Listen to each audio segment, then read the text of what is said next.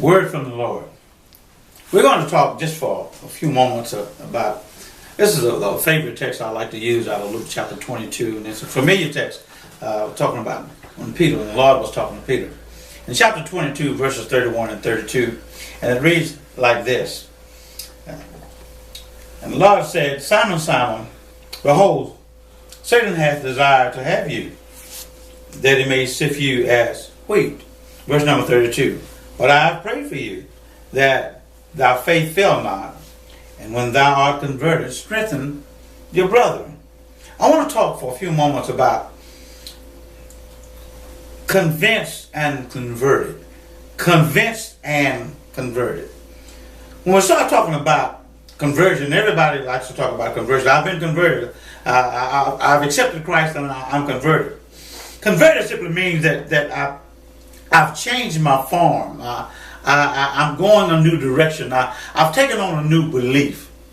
But I like the word convince. Convince actually deals with that I've been firmly persuaded. I've been firmly persuaded.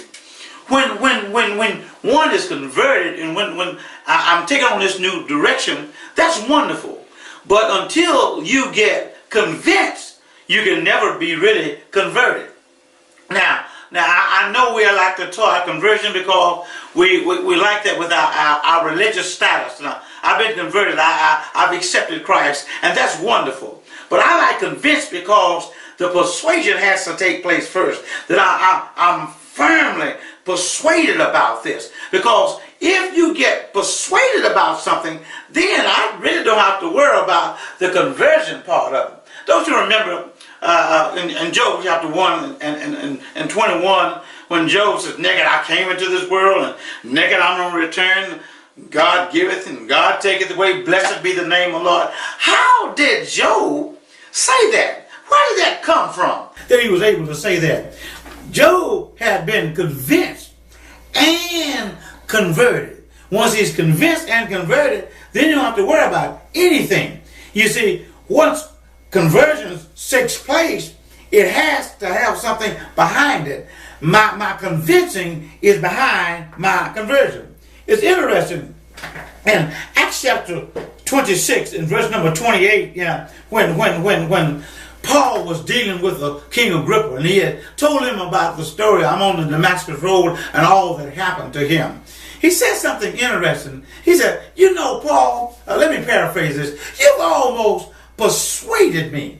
That was a firm persuasion. Paul had almost persuaded him. He didn't say converted, but you've almost persuaded me. Well, because you've convinced me. If you can get me convinced, then you can get me converted. If you can get my mind and persuade me to get to a certain place, then you don't have any problem really converting me. You know, what we want to do is we wrap our arms around the conversion and we never talk about the convincing. If I can convince a person of anything, I don't have a problem converting. So what happens then? Well, if I have a strong convincing, then I'll have a strong conversion.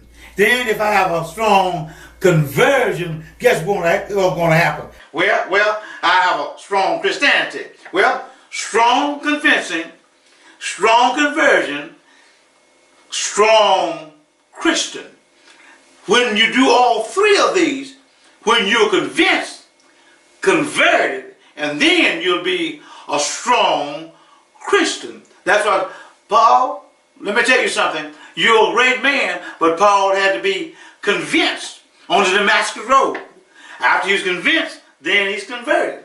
What's going on here? Well, the convincing is the most powerful thing. This is why Jesus told Peter, let me tell you something. I want you to strengthen your brothers. Good to strengthen your brothers. And everybody ought to be able to strengthen their brothers. But I don't want you to strengthen your brothers until you're converted. What do you mean? Well, you have to be convinced first, and after you're convinced, then you're converted, and then you can go around, and then you're able to help your brother. That's when we can help our brothers and our sisters. When we've been convinced, we've been converted, and then we're now strong Christians. Y'all be blessed.